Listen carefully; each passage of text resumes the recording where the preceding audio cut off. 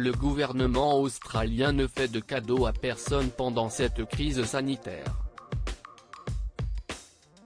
Arrivé ce mercredi 5 janvier à l'aéroport de Melbourne dans le but de disputer l'Open d'Australie, le numéro 1 mondial, Novak Djokovic, va devoir quitter le pays.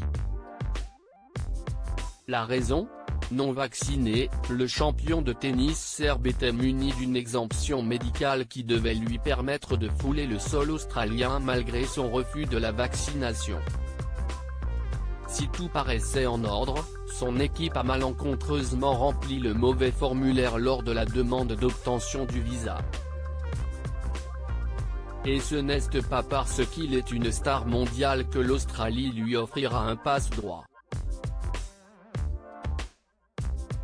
Ce problème administratif lui a valu l'annulation de sa demande de visa car le formulaire présenté à la douane n'était pas celui qui permettait d'obtenir une dérogation à une personne exemptée de vaccin. Pour rappel, le meilleur joueur de tennis au monde n'a jamais voulu donner la moindre précision quant à la manière dont il a obtenu sa dérogation médicale.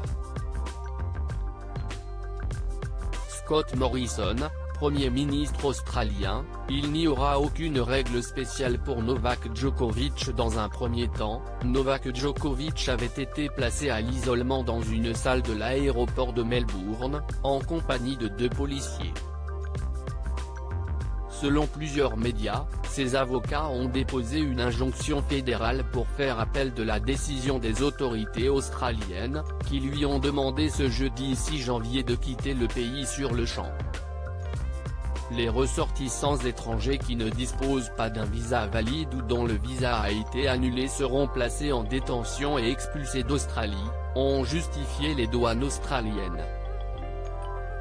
De son côté, la classe politique australienne s'est depuis le début indignée de l'exemption médicale fournie à Novak Djokovic. Il n'y aura aucune règle spéciale pour qui que ce soit, avait communiqué le Premier ministre du pays, Scott Morrison, lors d'une conférence de presse. Le visa de Novak Djokovic a été annulé. Les règles sont les règles. Quand il s'agit de nos frontières, personne n'est au-dessus.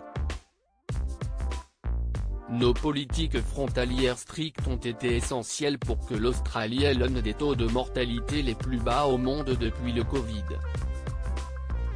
Reste à savoir maintenant si Djokovic quittera l'Australie dès jeudi, comme exigé, ou s'il restera dans le pays alors que ses avocats tentent d'annuler la décision. En attendant, l'Open d'Australie devra certainement se passer du meilleur joueur mondial. Loading budget.